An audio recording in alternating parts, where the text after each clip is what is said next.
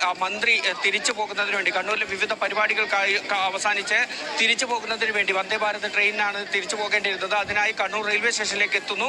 ആ സമയത്ത് പുറത്ത് ആദ്യം BJPയുടെ ഒരു പ്രതിഷേധമുണ്ടായിരുന്നു. ആ പ്രതിഷേധത്തെ പോലീസ് നിയന്ത്രിക്കുകയായിരുന്നു. അതിനിടയിലാണ് ഈ KSUവിന്റെ പ്രതിഷേധം ഒന്നാമത്തെ പ്ലാറ്റ്ഫോമിൽ വെച്ച് ഉണ്ടാകുന്നത്.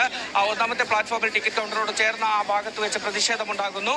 ആ പ്രതിഷേധത്തിന് ശേഷം അവിടെ ഈ KSU പ്രവർത്തകർ കൂട്ടത്തോടെ മന്ത്രിക്ക് നേരെ പാഞ്ഞെടുത്തതോടുകൂടി പോലീസ് അവിടെ ഒരു സുരക്ഷാ കവചം തീർക്കുകയായിരുന്നു. ആ സുരക്ഷാ കവചം തീർക്കുന്നതിനിടയിലും KSU പ്രവർത്തകർ വീണ്ടും മന്ത്രിക്ക് നേരെ മുന്നോട്ട് പാഞ്ഞെടുക്കാൻ ശ്രമിച്ചു എന്നതാണ് നമ്മൾ മനസ്സിലാക്കുന്നത്. അങ്ങനെ പോയപ്പോഴാണ് ഈ നിലയ്ക്ക് മന്ത്രിക്ക് പരിക്ക് പറ്റുന്ന ഒരു സാഹചര്യം ഉണ്ടായതെന്ന് മനസ്സിലാക്കുന്നു. ആദ്യഘട്ടത്തിൽ മന്ത്രിക്ക് ആ നിലയ്ക്ക് ഒരു പരിക്കുന്ന ഒരു അവസ്ഥ എന്താണ് എന്നുള്ളത് പെട്ടെന്ന് മനസ്സിലായിരുന്നില്ല.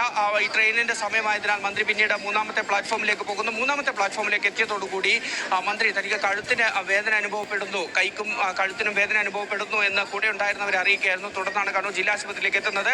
ഈ ജില്ലാ ആശുപത്രിയിലേക്ക് എത്തി ഡോക്ടർമാർ പരിശോധനകൾ നടത്തി, എക്സ്റേ ഉൾപ്പെടെയുള്ളവ എടുത്തു എന്നാണ് നമ്മൾ മനസ്സിലാക്കുന്നത്. അതിനുശേഷം ഡോക്ടർമാരുടെ നിർദ്ദേശപ്രകാരമാണ് ഇപ്പോൾ കണ്ണൂർ ജില്ലാ ആശുപത്രിയിലെ ICUവിലേക്ക് മന്ത്രിയെ മാറ്റിയിരിക്കുന്നത്. ആ ICUവിലെ മുഖ്യമന്ത്രി ICUവിലേക്കാണ് മന്ത്രിയെ കാണുന്നതിന് വേണ്ടി പോയിരിക്കുന്നത്.